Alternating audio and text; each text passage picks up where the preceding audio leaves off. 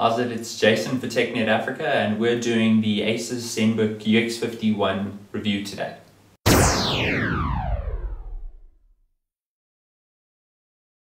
The Asus Zenbook UX51VZ with a touchscreen is a beautiful device. Its aluminium case is solidly constructed, and Asus has paid considerable attention to detail with the lid, which has a very zen circular pattern on it. There is almost no plastic to be seen on the case. The UX51 brings a top-notch chassis to the field and can stand proudly in the face of the competition. Its 2.06 kilogram weight is a mere 40 grams heavier than the 15-inch Retina MacBook Pro, which in truth is its only true competition. The 1080p IPS touchscreen produces rich and vibrant color and is very responsive to the touch. It can register up to 10 touch points and is very fluid when it comes to gesture-based commands. I would have liked to have seen a panel with slightly higher brightness levels for sunlight viewing, but this is really just being picky as the screen's brightness levels are more than adequate.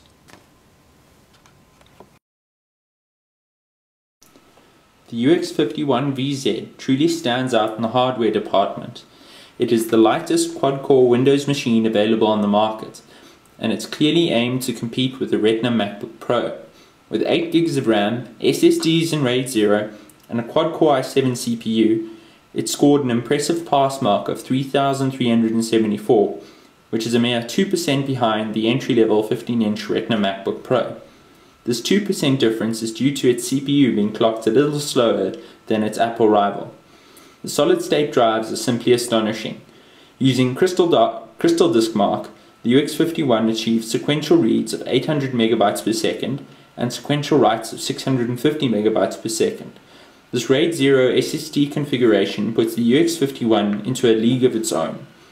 The 8-cell 70-watt-hour battery lasted just short of 6.5 hours, with the notebook being used in an everyday manner, with the Wi-Fi and keyboard backlight turned on and the screen backlight set to auto.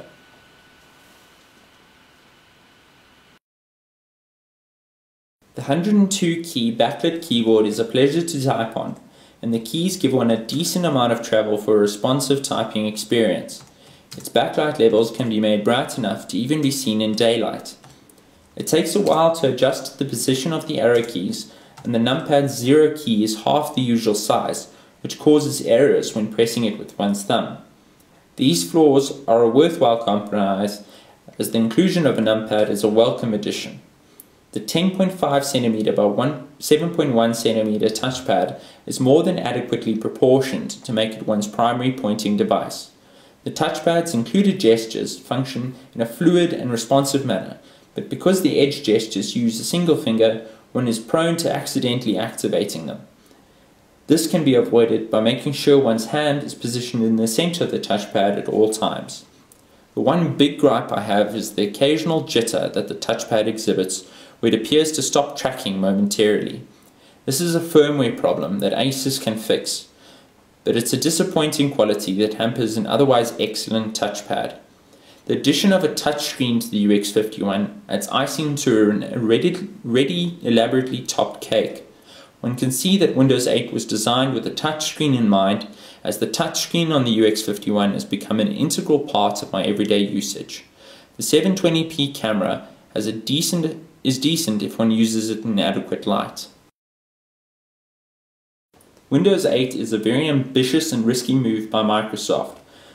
The learning curve of moving from Windows 7 to Windows 8 is a fairly steep one, as a lot has changed. Initially I met Windows 8 with some frustration, but over the past 2 weeks I've fallen in love with the operating system. Working with Windows 7 appears to be rather boring after spending some time using Windows 8. The touchscreen on the UX51 makes the Windows 8 experience ever richer, as most of the apps in the Windows Store have been designed for a touch-enabled device. The Asus Zenbook UX51 with a touchscreen is a phenomenal device. It has its flaws, but the flaws are small and do very little to detract from an otherwise wonderful Ultrabook. The UX51 is on the Retina MacBook Pro's level. Yes, its screen does not give one the same detail as a Retina MacBook, but it brings other tricks to the party, like its responsive touchscreen and blazingly fast SSDs. Would I buy the UX51 if it didn't have a touchscreen? At a lower price, yes I would.